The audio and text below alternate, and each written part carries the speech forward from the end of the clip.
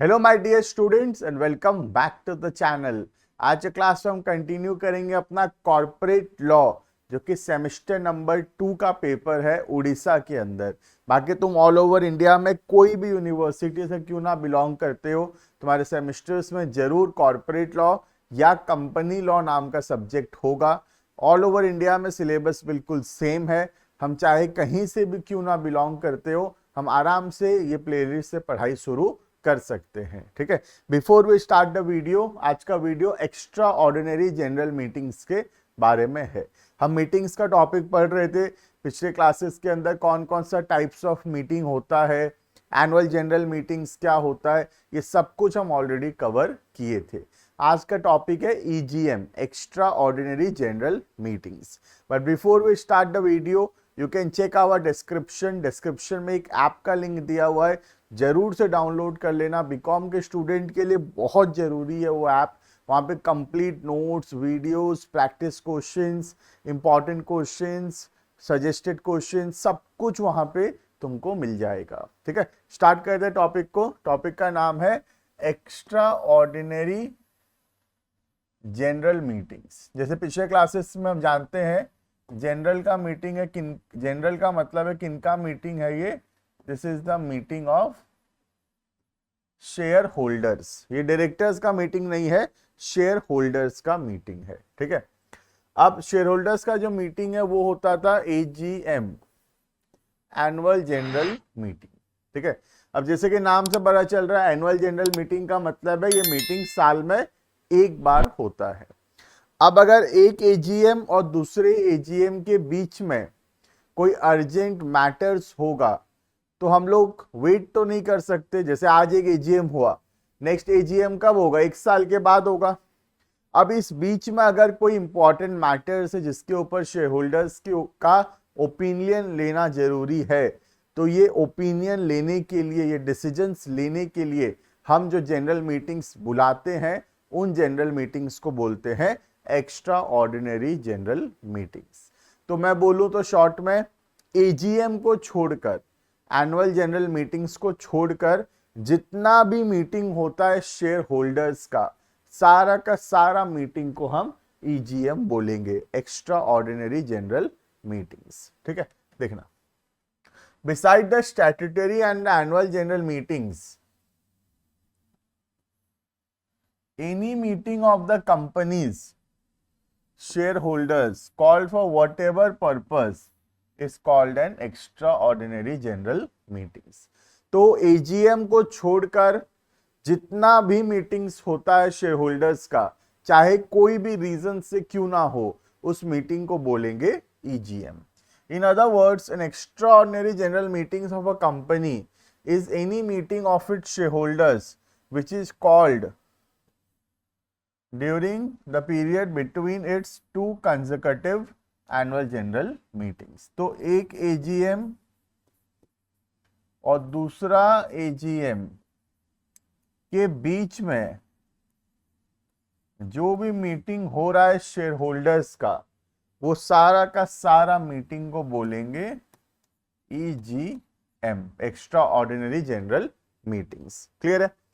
When an extraordinary general meeting may be called, कब हम extraordinary general meeting बुला सकते हैं। ठीक है, देखना, the need to call an extraordinary general meeting of a company arises when any such matter has to be decided, कोई ऐसी बात में डिस्कशन करना है which cannot wait till the next annual general meetings। तो कोई ऐसे इंपॉर्टेंट मैटर्स के ऊपर डिस्कशन करना है कि हम लोग नेक्स्ट AGM तक वेट नहीं कर सकते। हम चाहते हैं कि अभी अर्जेंट मैटर है और अभी उसका डिसीजन होना चाहिए। तो अगर हम नेक्स्ट AGM तक वेट नहीं कर सकते तो हम बुलाएंगे EGM। ठीक है, और अगर हम वेट कर सकते हैं तो वेट करेंगे, AGM में डिस्कशन हो जाएगा। बट अगर AGM तक वेट नहीं कर सकते तो हम बुला लेंगे extra ordinary general meetings. An extraordinary general meeting of a company may be called in the following circumstances। तो क्या क्या circumstances में बुलाया जाता है EGM? सबसे पहला, to make an alteration in the company's MOA and AOA। अगर कंपनी के मेमोरेंडम में या कंपनी के आर्टिकल्स में कोई भी चेंजेस का जरूरत है, कोई भी अल्टरेशन का जरूरत है, तो हमको ईजीएम बुलाना पड़ेगा। अगर हम नया डिबेंचर्स इशू करना चाहते हैं, अगर हम और नए शेयर्स इशू करना चाहते हैं, या शेयर कैपिटल को रिड्यूस करना चाहते हैं, या कोई भी और अर्जेंट मैटर है जिसके लिए हम नेक्स्ट एजीएम तक वेट नहीं कर सकते, तो हम बुलाएंगे ईजीएम। क्लियर? कौन बुलाएगा? Who can call such meeting? ये जो ईजीएम है, एक्स्ट्रा ऑर्डिनरी जनरल मीटिंग्स, ये कौन बुलाएगा? ठीक है, तो 4 सिचुएशन है यहाँ पे। सबसे पहला डायरेक्टर्स बुलाएंगे अपने मर्जी से, दूसरा डायरेक्टर्स बुलाएंगे on the request of the members, तीसरा मेंबर्स खुद भी बुला सकते हैं, और चौथा है नेशनल कंपनी लॉ ट्रिब्यूनल। तो 4 सिचुएशन है, 4 केसेस है, कब कब मीटिंग कौन बुलाएगा। पहला है डायरेक्टर्स खुद बुलाएंगे, सेकंड है मेंबर्स बुलाएंगे ऑन द रिक्वेस्ट, मतलब डायरेक्टर्स बुलाएंगे on the request of the member, तीसरा है मेंबर्स खुद बुलाएंगे, और चौथा है एनसीएलटी। क्लियर है? ये स्टार्ट करते हैं। सबसे पहला डायरेक्टर्स खुद ही बुलाना चाहते हैं एक एक्स्ट्रा ऑर्डिनरी जनरल मीटिंग्स। ठीक है, देखना।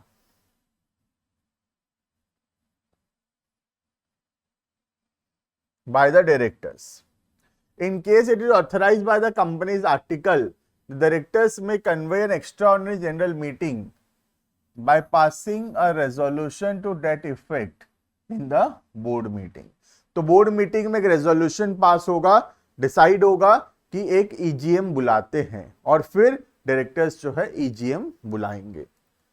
According to Rule 48 of Table A, the board may whenever it thinks fit call N extraordinary general meetings.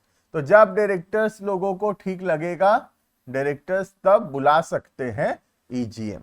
ठीक है, such meeting is called by the directors to do any special and necessary act which must be done before the next annual general meetings. तो अगर directors को लगता है कि नहीं नहीं हम वेट नहीं कर सकते, अभी नेक्स्ट एजीएम तक का वेट नहीं कर सकते, तो डायरेक्टर्स अपने मर्जी से जब चाहे ईजीएम बुलाएंगे। ठीक है, in case any such meeting is called by directors, it is necessary to give 21 days notice for the meeting. तो मिनिमम 21 डेज पहले नोटिस देना पड़ेगा ईजीएम बुलाने के लिए, बट ये मैंडेटरी नहीं है 21 डेज का नोटिस। कई सिचुएशन में रिलैक्सेशन है, अभी हम पढ़ेंगे कब 21 डेज का नोटिस नहीं चाहिए। ठीक है, तो ये मीटिंग कौन बुला रहा है? मीटिंग बुला रहे हैं डायरेक्टर्स। क्यों बुला रहे हैं? अपने मर्जी से। उनको लगता है कि कुछ मैटर्स के ऊपर डिस्कशन करना है और हम नेक्स्ट एजीएम तक वेट नहीं करेंगे। ठीक है, तो डायरेक्टर्स अपने मर्जी से बुलाएंगे, बोर्ड मीटिंग करेंगे डायरेक्टर्स। बोर्ड मीटिंग में डायरेक्टर्स डिसाइड करेंगे कि ईजीएम बुलाना है, और फिर बोर्ड जो है ईजीएम बुलाएगा। क्लियर है ये? नेक्स्ट, 21 डेज का जो नोटिस है कब कब नहीं चाहिए। ठीक है, तो 2 ऐसे सिचुएशंस है जहां पे 21 डेज से कम का नोटिस से भी ईजीएम बुलाया जा सकता है। ठीक है, कब कब देखना। सबसे पहला पॉइंट है ये, when the members of the company with share capital who are entitled to vote and hold 95% of the company's capital agree that a meeting may be called। तो जब 95% जो वोटिंग पावर्स है जिनके पास, वो लोग एग्री कर रहे हैं कि कोई बात नहीं 21 दिन से कम का नोटिस भी चलेगा। तो अगर 95% लोग हाँ बोलते हैं जिनके पास शेयर कैपिटल है, ठीक है, और दूसरा अगर कंपनी में शेयर कैपिटल नहीं है, then 95% of the members. Clear है? तो अगर कंपनी में शेयर कैपिटल है तो 95% ऑफ द शेयर कैपिटल, और अगर शेयर कैपिटल नहीं है तो 95% ऑफ द मेंबर्स अगर एग्री करते हैं कि मीटिंग बुलाया जा सकता है एट अ शॉर्टर नोटिस, तो फिर नोटिस जो है वो शॉर्ट भी हो सकता है। क्लियर है ये? तो ये हो गया पहला केस जहां पे कौन मीटिंग बुला रहा है? डायरेक्टर्स मीटिंग बुला रहे हैं अपने मर्जी से, जो भी अर्जेंट मैटर्स है उससे रिलेटेड डिस्कशंस करने के लिए। ठीक है, तो ये हो गया पॉइंट नंबर 1 डायरेक्टर्स। अब डायरेक्टर्स के बाद दूसरा सिचुएशन है bye the directors on the requisition of members. इस बार क्या हो रहा है, इस बार भी डायरेक्टर्स बुला रहे हैं but on the request of the members. Point number 1 पे क्या था, डायरेक्टर अपने मर्जी से बुला रहे हैं, ठीक है, और ये वाला पॉइंट है डायरेक्टर्स बुला रहे हैं meeting on the requisition of the members, ठीक है। देखना, in case the director do not call a general meeting of the company as required under the provision of the act, the members mention here under can bind the director. Member bound कर सकते हैं director को कि चलो एक extra ordinary general meeting बुलाओ, ठीक है। कितने मेंबर्स मिनिमम होने चाहिए डायरेक्टर्स को बाइंड करने के लिए, डायरेक्टर्स को बाउंड करने के लिए कि ईजीएम बुलाओ? ऐसा तो नहीं है ना कि एक आदमी आके बोलेगा ईजीएम बुलाओ तो ईजीएम बुलाना पड़ेगा डायरेक्टर को, ऐसा नहीं है। मिनिमम कुछ परसेंट लोग अगर हाँ बोलेंगे तो फिर डायरेक्टर जो है ईजीएम बुलाएगा, ठीक है। तो कितने परसेंट मेंबर हाँ बोलने चाहिए देखना। In case a company having share capital, अगर कंपनी में शेयर कैपिटल है तो members who hold 10% of the company's paid up share capital and have the right to vote. तो 10% लोग जो शेयर होल्ड करते हैं और वोटिंग पावर्स है, मतलब equity share holders, 10% equity share holder अगर हाँ बोलते हैं तो फिर मेंबर जो है बाउंड कर देंगे डायरेक्टर को कि ईजीएम बुलाना पड़ेगा। और दूसरा, if a company does not have share capital then 10% of the members who have the right to vote. Clear है? तो सेकेंड सिचुएशन है कि मेंबर्स रिक्वेस्ट कर रहे हैं डायरेक्टर को कि ईजीएम बुलाना चाहिए। अब कितने परसेंट मेंबर मिनिमम बोलने चाहिए तब डायरेक्टर ईजीएम बुलाएगा? सबसे पहला, शेयर कैपिटल अगर है तो 10% of the paid up share capital, और अगर शेयर कैपिटल नहीं है then 10% of the members. Clear है ये? Next, after a valid requisition for such meeting has been delivered, the board of directors shall initiate the procedure to call meeting within 21 days. तो जिस दिन member notice दिए directors को कि EGM बुलाओ, उसके मिनिमम 21 डेज के अंदर अंदर डायरेक्टर्स जो है ईजीएम बुलाएंगे, ठीक है, of the receipt of such requisition, and the meeting should be actually held within 45 days. ध्यान से देखना, within 45 days from the date of such requisition. मतलब यहां से 45 दिन के अंदर अंदर, 45 डेज के अंदर अंदर मीटिंग हो जाना चाहिए। क्लियर है? तो आज जैसे मैं नोटिस देता हूं तो आज से 21 दिन के अंदर board of directors meeting call करेंगे, ठीक है, और वो मीटिंग का डेट क्या होगा? Within 45 days from the date of the requisition. तो ओरिजिनल डेट मतलब यहां से 45 दिन के अंदर अंदर मीटिंग करना पड़ेगा। क्लियर है ये?